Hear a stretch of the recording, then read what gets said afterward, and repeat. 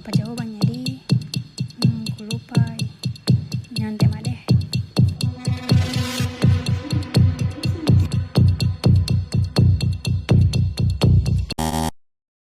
Menyontek merupakan korupsi kecil yang harus dihindari mulai dari sekarang.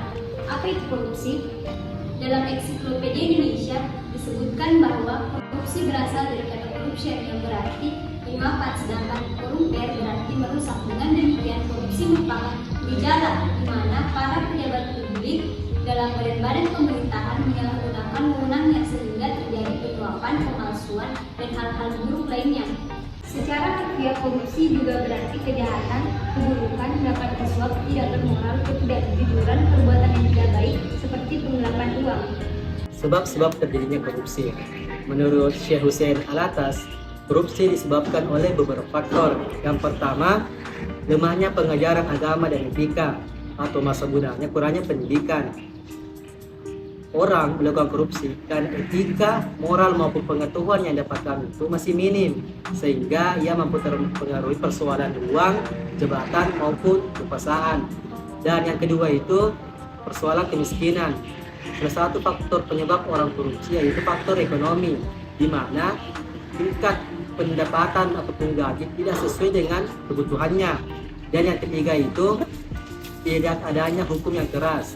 Nah, di Indonesia sebagai negara hukum, mana tidak hukum itu memberikan kepastian, kemanfaatan maupun keadilan. Tapi secara realitasnya, hukum dijadikan lelucon maupun permainan bagi yang berkuasa. Saatnya istirahat pertama. Teman-teman, bayar dulu iuran, Kak. Oh iya, iya.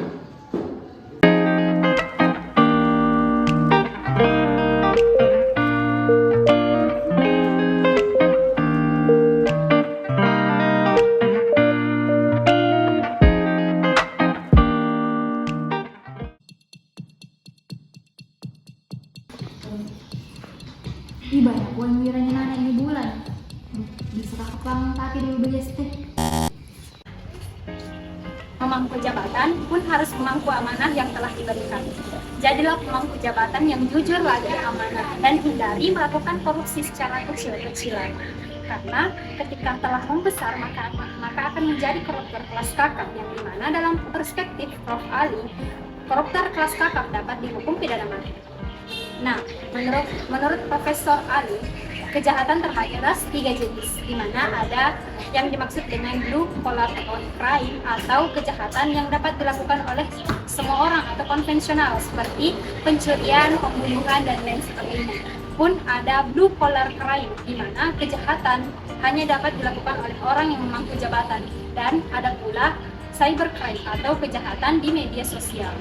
Di dalam bukunya yang berjudul Menguak Realitas Hukum, Prof. Ali menjelaskan bahwasanya kaum abolisionis atau penentang pidana mati menjelaskan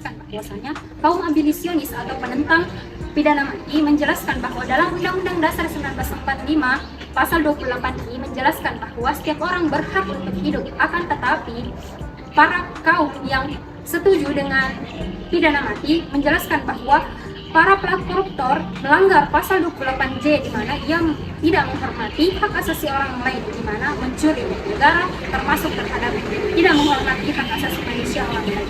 Nah, selanjutnya Hans Bernard mengatakan bahwa pencuri kuda tidak digantung karena ia mencuri kuda tersebut, akan tetapi agar orang lain tidak ikut mencuri kuda.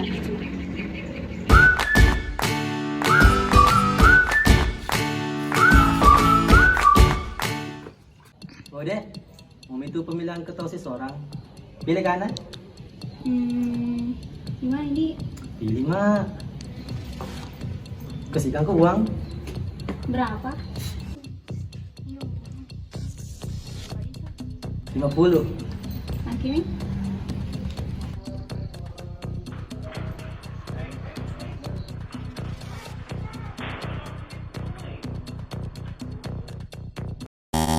Nah, perbuatan tadi merupakan contoh tindak pidana korupsi dalam perspektif normatif, di mana terdapat dalam Undang-Undang Nomor 31 Tahun 1999.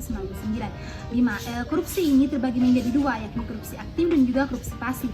Korupsi aktif ini terdapat pada pasal 2, pasal 3, pasal 4 Undang-Undang Nomor 31 Tahun 1999. Nah, yang kedua korupsi pasif. Korupsi pasif ini terdapat pada pasal 5, 6, dan 7 Undang-Undang Nomor 20 Tahun 2001.